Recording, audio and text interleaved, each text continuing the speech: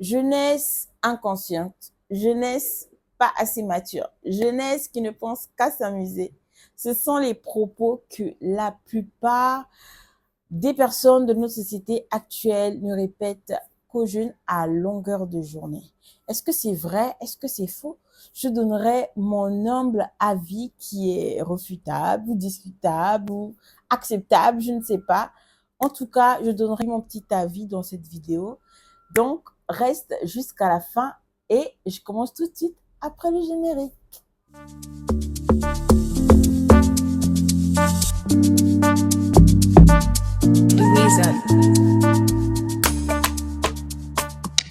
Bienvenue à tous, j'espère que vous allez bien. Moi c'est Anava ou encore Manuela pour ceux qui ne me connaissent pas. Je suis centrafricaine, résidente au Sénégal et je suis présentatrice dans une chaîne de télé de la place et également maquilleuse dans mon salon de maquillage Anava Beauty Studio.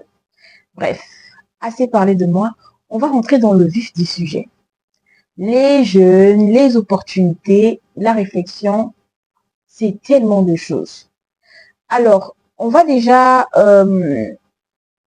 se poser la question, en tant que jeune, quels sont mes objectifs dans la vie? Je me rappelle lorsque je venais au Sénégal, j'avais pas d'objectif. Moi, c'était juste d'accomplir ce pourquoi les parents m'avaient envoyé au Sénégal.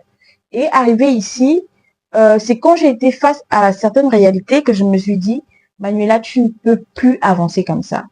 Et on a toujours le temps, si je peux le dire ainsi, de se rattraper. Si chaque jour on se lève le matin, c'est pour se rattraper et changer les choses. La jeunesse actuelle est axée sur les réseaux sociaux et sur tout ce qui est divertissement. Chose qui n'est pas à notre avantage, c'est plutôt à l'avantage de ceux qui ont créé les applications et tout ce qui divertit. Et ce qui fait que les jeunes sont beaucoup plus distraits que productifs. Tu vas voir un jeune de 23 ans, 22 ans, il a toujours la tête à s'amuser, à sortir, à aller boire entre amis, à poster des snaps sur les réseaux sociaux juste pour s'affirmer et qu'on puisse dire, moi je sors, moi je vis la vie de star, etc. Mais quand tu rentres, tu as des dettes, quand tu rentres, tu es mal dans ta peau, en fait, limite tu frôles la dépression parce que tu as tout ton besoin d'argent pour pouvoir affirmer ton statut, pour pouvoir affirmer ta position sociale. Et ce n'est pas du tout normal. On se rend compte que aujourd'hui, le monde nous impose beaucoup de choses.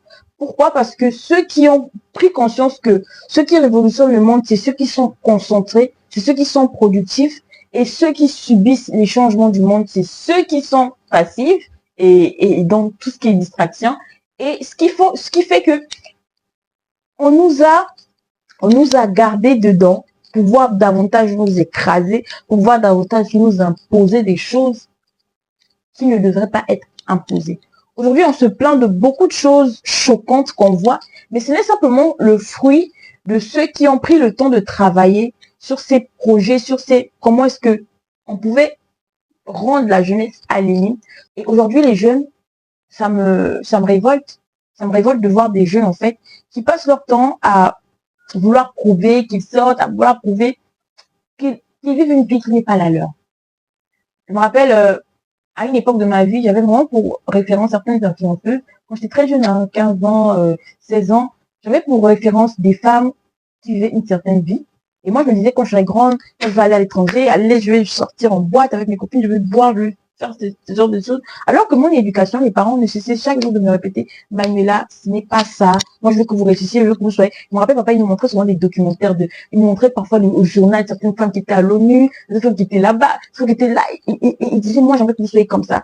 Et ce qui fait qu'à un moment donné, j'avais oublié. C'est pas que mon père voulait vivre son rêve à travers moi, c'est tout simplement qu'il voulait pour moi quelque chose de bien, quelque chose de formel. Et aujourd'hui, on se rend compte que ce que tu fais plus jeune a une répercussion sur ton futur. Aujourd'hui, peut-être tu postes des photos de toi dénudé, aujourd'hui tu postes des photos de toi dans certains endroits, faire certaines choses. On accepte le changement, mais il faut savoir que ces choses-là vont te suivre toute ta vie.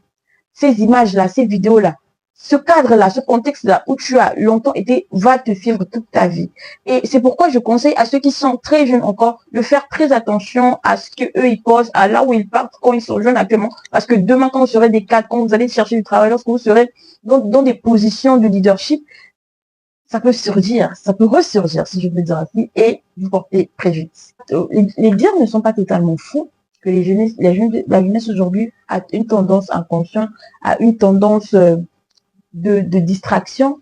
Mais ce que moi je peux dire, c'est qu'on a aussi besoin du soutien des plus grands. Vous voyez, quand on veut soulever quelque chose, si je veux soulever ce canapé, ma main va devoir aller en bas. D'accord? Toucher le support et relever la chose. Et moi, je me dis, c'est comme ça que les anciens, ceux qui ont été là avant nous, peuvent aider la jeunesse. Ils doivent savoir se mettre au niveau des jeunes pour pouvoir les soutenir, pour pouvoir les comprendre. Parce que quand on grandit, il y a des choses qu'au fur et à mesure, on oublie. On oublie que nous aussi, on était dans cette position. On oublie qu'aussi, un jour, on avait été jeune. Donc, on a tendance à se dire, bon, moi, je suis là, et puis, voilà. Alors que le jeune, lui, il est là. Et si tu veux pouvoir aider le jeune, il faut que tu redescendes, que tu t'adaptes à lui et que tu l'emmènes plus haut, au même niveau que toi. D'accord? Et c'est à ce moment que tu pourras le lâcher et tu verras qu'il sera au même niveau que toi. Et moi, c'est ce que moi, j'invite les grands, les pères aujourd'hui à faire, c'est de pas attaquer la jeunesse, pas de l'insulter, parce que vous savez que quand on est jeune, on a trop la fougue, on a trop la chaleur de la jeunesse, on a trop... Voilà, quoi. Et ce qui fait que les jeunes, ils ont toujours tendance à vouloir contredire, à vouloir s'affirmer. Voilà, c'est le temps de s'affirmer en fait.